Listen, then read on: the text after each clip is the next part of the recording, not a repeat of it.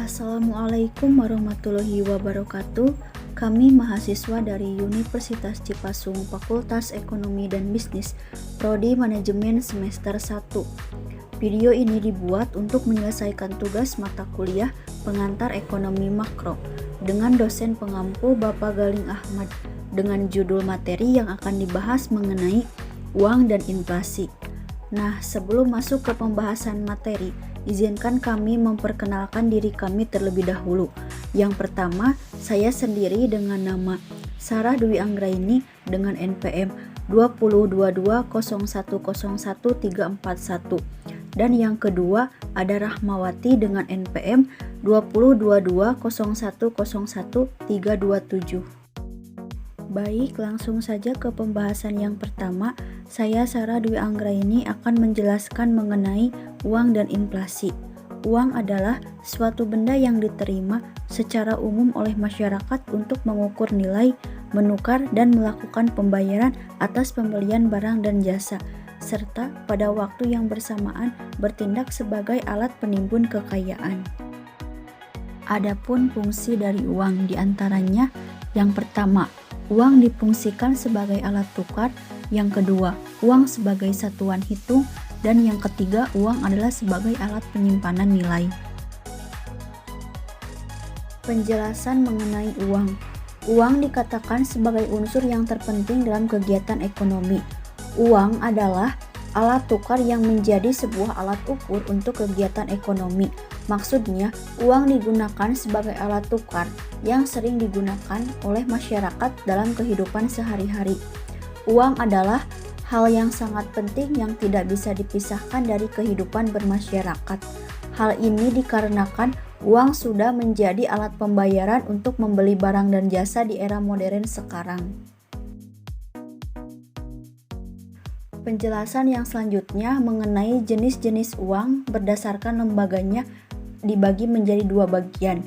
Yang pertama, uang kartal, uang yang terdiri dari logam dan kertas. Uang kartal merupakan uang yang sah digunakan sebagai alat pembayaran. Yang kedua, uang gital. Uang gital adalah alat pembayaran yang berbentuk surat berharga dan penting. Contohnya seperti kartu kredit, ATM, dan polis. Adapun teori nilai uang merupakan sebuah teori yang membahas mengenai masalah-masalah keuangan yang berkaitan dengan nilai alat tukar tersebut. Nilai uang memang menjadi perhatian besar para ekonom.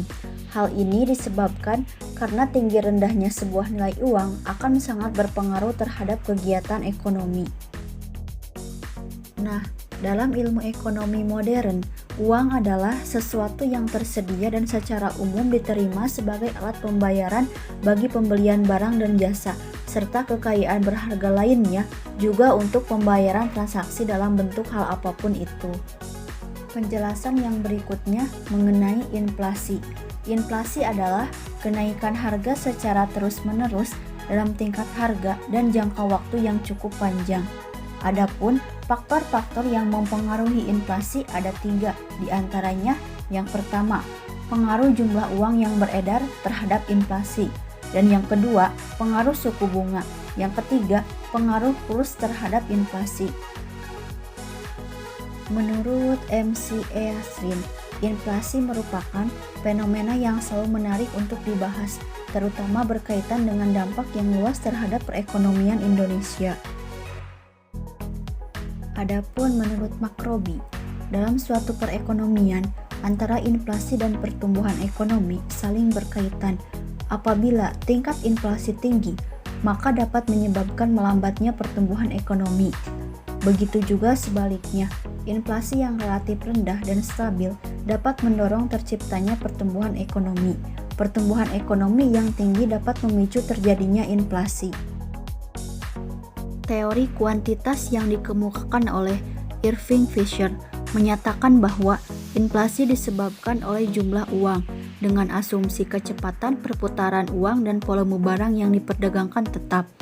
Maksudnya, apabila terjadi penambahan pada uang yang beredar, maka transaksi yang dilakukan oleh masyarakat akan meningkat. Ketidakmampuan penawaran output dalam pemenuhan permintaan akan memicu terjadinya inflasi.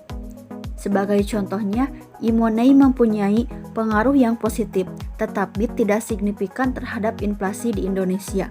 Hal ini dapat disebabkan karena transaksi pembayaran menggunakan e-money belum dikenal masyarakat luas. E-money juga tidak dapat mempengaruhi inflasi secara langsung. Penggunaan e-money akan meningkatkan kecepatan JUB, kemudian akan berpengaruh terhadap laju inflasi. Contoh yang selanjutnya menggunakan Bank Indonesia Rate mempunyai pengaruh positif dan signifikan terhadap inflasi di Indonesia. Bank Indonesia Rate oleh Bank Indonesia mampu mengendalikan laju inflasi dengan sesuai target inflasi yang akan dicapai. Penyebab inflasi akibat kenaikan biaya produksi adalah karena adanya desakan biaya produksi yang semakin naik.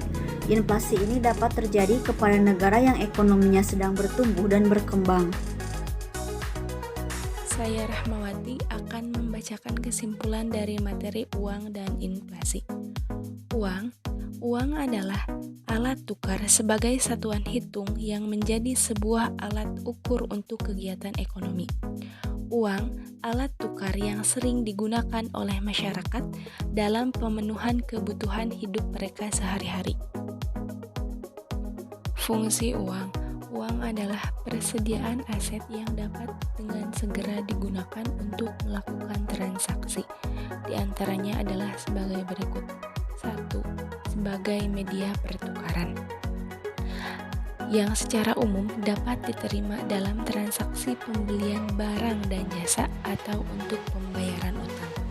Yang kedua, sebagai penyimpanan nilai, di mana uang bisa mengalihkan daya beli masa kini ke masa mendatang. Yang ketiga, sebagai satuan hitung atau unit. Uang dapat digunakan untuk menunjukkan nilai berbagai macam barang atau jasa yang diperjualbelikan, menunjukkan besarnya kekayaan dan menghitung besar kecilnya pinjaman. Inflasi adalah kenaikan harga secara terus-menerus dalam tingkat harga dan jangka waktu yang cukup panjang. Faktor-faktor yang mempengaruhi inflasi ada 3. Yang pertama, pengaruh jumlah uang yang beredar. Yang kedua, pengaruh suku bunga. Yang ketiga, pengaruh kurs terhadap inflasi.